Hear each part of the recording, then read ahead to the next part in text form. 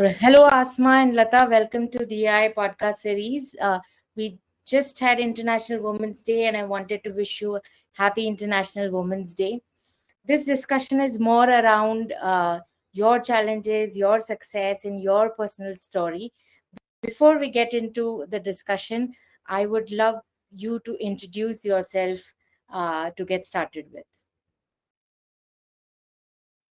Okay, thank you, Manisha, for having us here today. We're excited to be involved in this podcast, and happy International Women's Day to you as well. My name is Asma Kapra. I'm a clinical gastroenterologist and co-founder of a women's digital gut startup. My background, I guess, goes back to the early 2000s when I was in medical school and decided what my career was going to be, and loved GI, loved the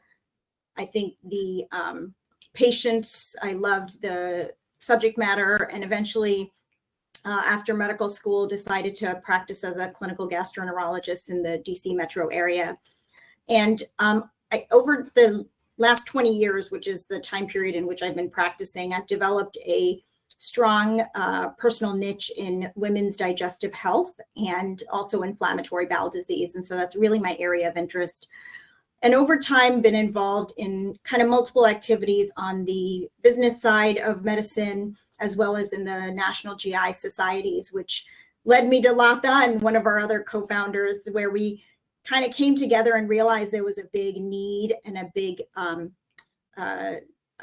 gap in how women are getting treated in the GI world. And so that's kind of where we have come at this point, and we're about to launch our startup in the next week or so, and excited to be involved in the digital healthcare landscape. Sounds great. Over to you, Latha. Yeah, thanks, Manisha. And always nice to be on the same screen with Asma. We get to see each other this way more than any other way. So I'm Latha Alaparthi. I'm a gastroenterologist as well. I was actually born and raised in India and moved here in 1993, I believe. Long time. Wow, 31 years. And pursued my internal medicine residency and gastroenterology because of similar interests like Asma, but I also like having the hand skill in addition to the very clinical field, which is a very broad field, as you probably know. After being in clinical practice for 22 years, I decided to step away from a full-time clinical practice, and now I'm doing part administration, part clinical as the associate CMO for one of the Yale New Haven campuses, and became involved in the digital health aspects thanks to Asma and Asia McCutcheon, our other co-founder, for the company we're working on. And I always liked learning new things, and this has probably been the biggest learning in the past year. Almost feels like I'm learning something new every single day as being an entrepreneur, and I'm sure the entrepreneurs everywhere will say the same thing. So happy to be here and happy to be able to share the journey, and happy International Women's Day. I think it should be every day to the two of you. All right. I think people celebrate it one day, but then I feel that every day is a Women's Day, isn't it? I agree. All right. Okay. So if you could, deep dive into your personal story and share some challenges, of course, with, success, as to what has motivated you as a woman leader. And maybe that could be, an inspiring story for people who are listening to this podcast. That's actually a very challenging question to answer. I was thinking about it when you had mentioned that before, and I think there's so many bumps along the way and so many sort of success periods that it's hard to pick the one that's really most poignant. But I think that one of the things that stands out for me is in my personal practice, our medical practice was sort of the largest private GI group in Northern Virginia, and we ended up merging with a large consortium of other private GI groups around the country. So now there's about 400 of us in that physician gastroenterologists in this group. So we're part of this national organization. And when we joined, I realized that this was an opportunity to kind of connect with other female gastroenterologists around the country, because in private practice, you're pretty isolated. And so, you know, I had actually spoken to some of the leaders of the organization, and we started this Women in GI network. And so we had about 50 or so female private practice gastroenterologists, which is probably the largest in, you know, a really cohesive group. And so I started a program where the women would be connected, get sponsored to go to female conference, you know, female specific conferences, kind of network, bring programming.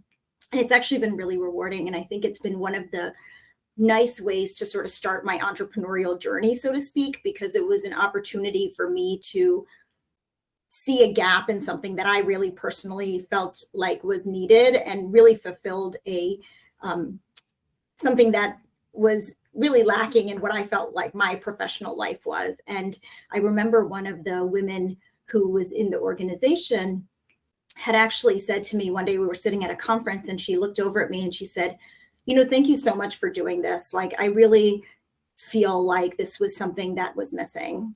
And so just that one comment really like was fulfilling. I felt like all the, you know, it was a little effort because it's a very male, you know, centric organization. And to kind of be able to do something like that was a little bit of a challenge. But I think the reward at the end was really like evident, not only for me personally, but I think other people as well. So that's just sort of a one story I think that stands out in my journey.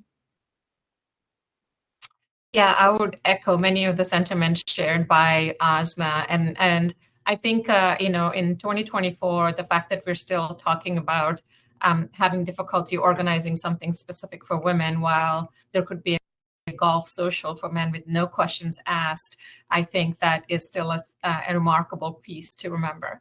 But my journey, I think I always give small credit, even though I don't want to my brothers, because they used to always try to sort of compete with me. They were both younger, and standing up to them, they were taller than me. So physically and emotionally standing up to them, I think made me feisty all along. And I definitely think it was a good character building phase of my life.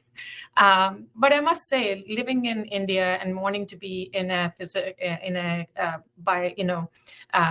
co-educational mode, and really sort of being protective and self-assured really does build a lot of character. And I think you probably are aware, Manisha, about the eve teasing on the streets, to all the comments that come your way. And so I've been protecting myself from the bullies for a long time. And I think it definitely has helped me over the years. To go back to what Asma said, I think there are many, many avenues I've been in with women that are very gratifying, but there are definitely times every week almost, I feel like I'm an imposter. I feel like I'm not doing enough. I feel like, okay, I think I could have done this better. And then but what has changed over the years is that instead of letting that feeling get me down, I actually take a step back and tell myself, okay, why am I feeling this way? What is it that I could actually have done differently? And is that even humanly possible? Because sometimes we call ourselves imposters because we're always expecting something above and beyond humanly possible. And so when I sort of normalize it and really sort of talk myself through, I come out much, much better. And I think that whole process of really understanding, and that came from a lot of the meetings, sharing ideas with a lot of women, but also a lot of reading. During my MBA, I took a couple of courses that were specifically for emotional intelligence, which have made me so much better in terms of my own communications, but also understanding where other people are coming from, and really sort of navigating other people's emotions and helping direct them as well. So it's really been an interesting journey, but every single day I learn something new, not only about the business part of it, but people that inspire me the most are the normal, ordinary people. We think ordinary, but every person is so extraordinary. And everyone in my office, I would talk to everyone like a medical assistant assistant to the professors, and the journeys they've had, the challenges they've gone through, and people inspire me. And I think that won't change.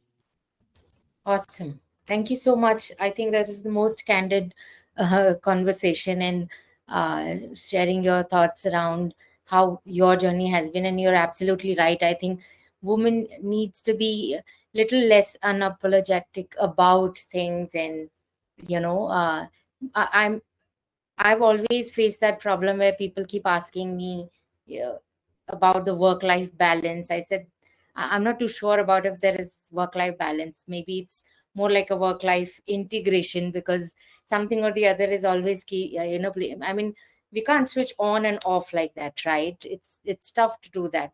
But as long as you have your priorities set, you should, do things guilt-free, because that's what you've chosen to, right? So you have to miss out on few things. So I think those were great words. So I would certainly like to wrap up the discussion by asking both of you that what advice would you give to young women who are aspiring to, pursue their dreams, overcome obstacles and challenges?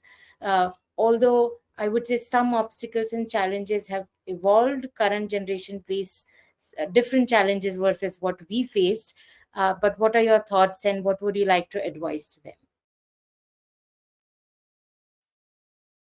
I think one of the big key takeaways that I've seen at multiple conferences and things that I've realized, I think the hard way later on, is that always try to put yourself out there for opportunities, even when you personally don't think you're qualified. I think, unfortunately, I think women tend to feel like they're not deserving of an opportunity, or they're not ready for an opportunity.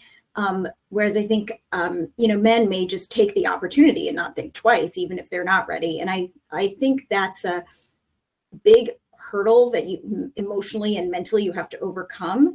And I learned it at one of these conferences that, you can take the opportunity and learn along with the opportunity, and grow within the opportunity. You don't always have to be ready for the opportunity. So whether it's a leadership position, whether it's starting a company, whether it's doing something out of your comfort zone, I think it's so great to take the leap and not have second thoughts about it, because I think you miss out on a lot of opportunities if you hold yourself back like that.